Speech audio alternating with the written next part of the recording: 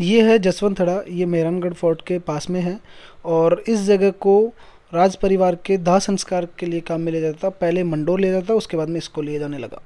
तो अभी हम पहुंचने वाले हैं मेहरानगढ़ फोर्ट जोधपुर, और ये पहाड़ी के ऊपर बसा हुआ है जोधपुर के अंदर।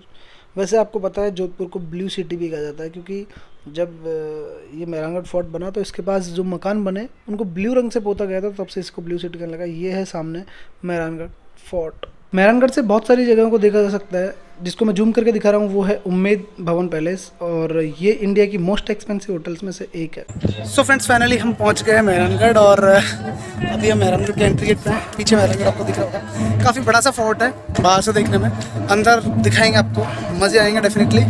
और दीदी और जिया जी बच्चों को लेकर लिफ्ट से जा चुके हैं, और हम आ रहे हैं रास्ते से, पीछे पीछे पूरा देखते हुए।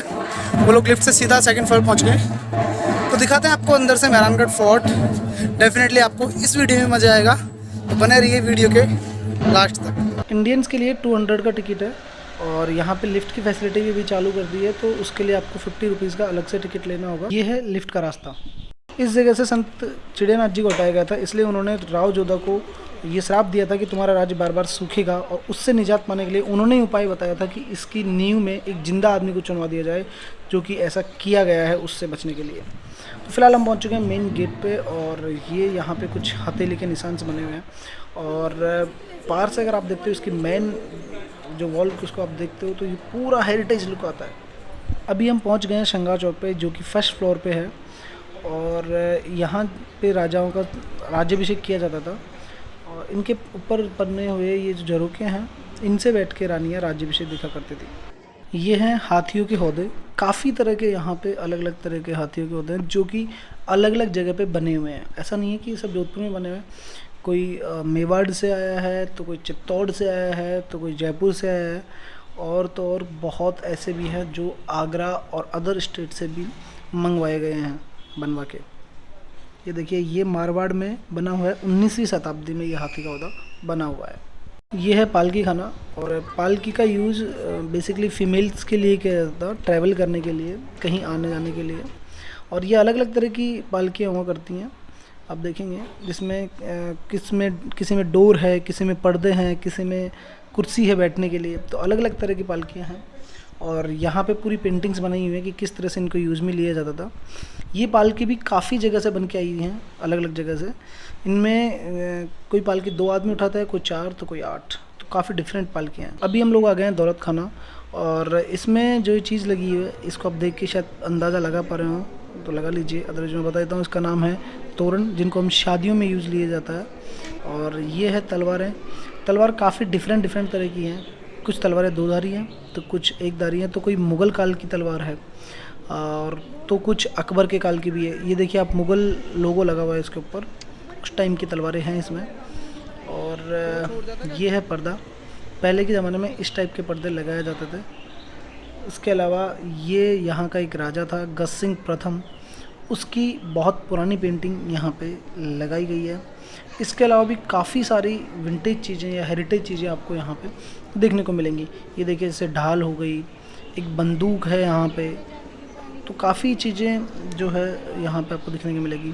उसके अलावा सर पे लगाने वाली कैप भी है। तो ये अलग अलग तरह की चीज़ें हैं, और ये वाइन पिलाने के लिए काम में ले जाने वाले इक्विपमेंट्स हैं।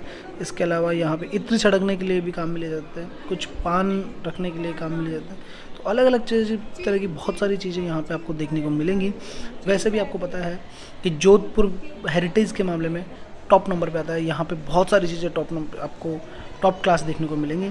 ये लकड़ी पे बनाई हुई कुछ आकृतियाँ हैं, जिनको बहुत बारीकी से आप देख रहे होंगे तो बनाई हुई है, बहुत मतलब बारीक तरीके से हाथ से बनाया हुआ है, काम किया हुआ है। बहुत ही रॉयल लुक देता है ये आपको, बहुत ही हेरिटेज लुक देता है। और ऐसी चीज़ें आपको सबसे ज़्यादा जोधपुर में ही देखने को मिलेंगी। आज भी सबसे ज़्यादा अगर कोई चीज़ एक्सपोर्ट होती है तो वो है जोधपुर। जोधपुर से हेरिटेज चीज़ें बहुत ज़्यादा एक्सपोर्ट होती हैं, खिड़कियाँ, दरवाजे, और भी बहुत सारी चीज़ें। और ये आप देख रहे होंगे, ये है हुक्का।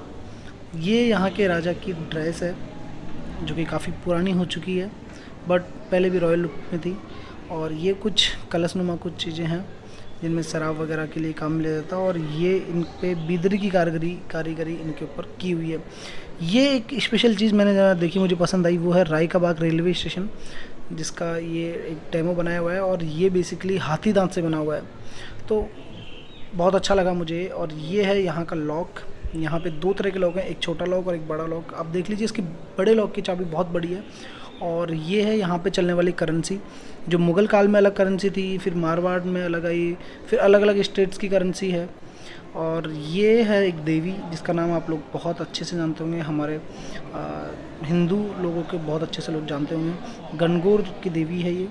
और ये हैं बंदूकें, 3 तरह की इसमें बंदूकें जो है, अलग अलग तरह की बंदूकें यहाँ पे लगाई गई हैं।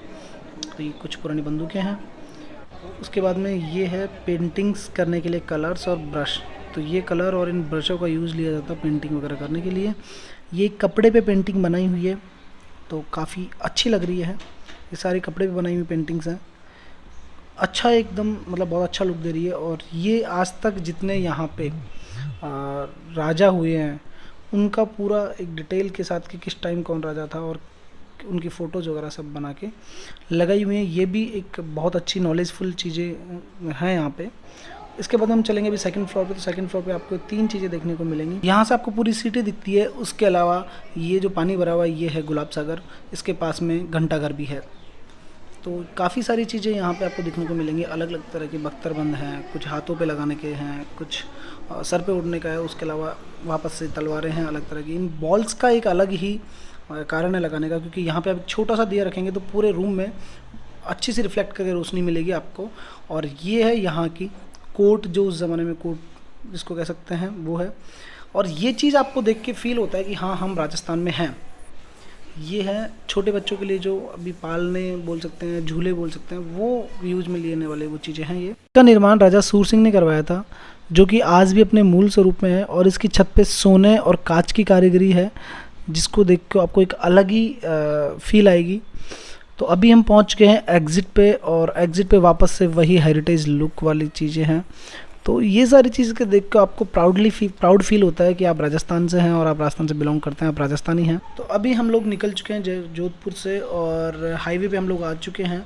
खाना भी हम लोग खाएंगे रास्ते में। और फिलहाल हम लोग पहुंच गए हैं ब्यावर। खाना खा लिया हम लोगों ने, और फिलहाल बज चुके हैं शाम के 5।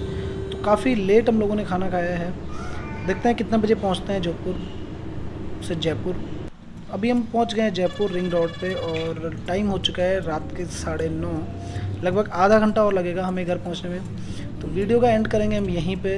अगर वीडियो अच्छा लगा है तो लाइक एंड शेयर ज़रूर कर दीजिए, और चैनल पे नए हैं तो सब्सक्राइब भी कर दीजिए। चलिए बाय बाय, गुड नाइट, मिलते हैं जल्दी एक नई वीडियो।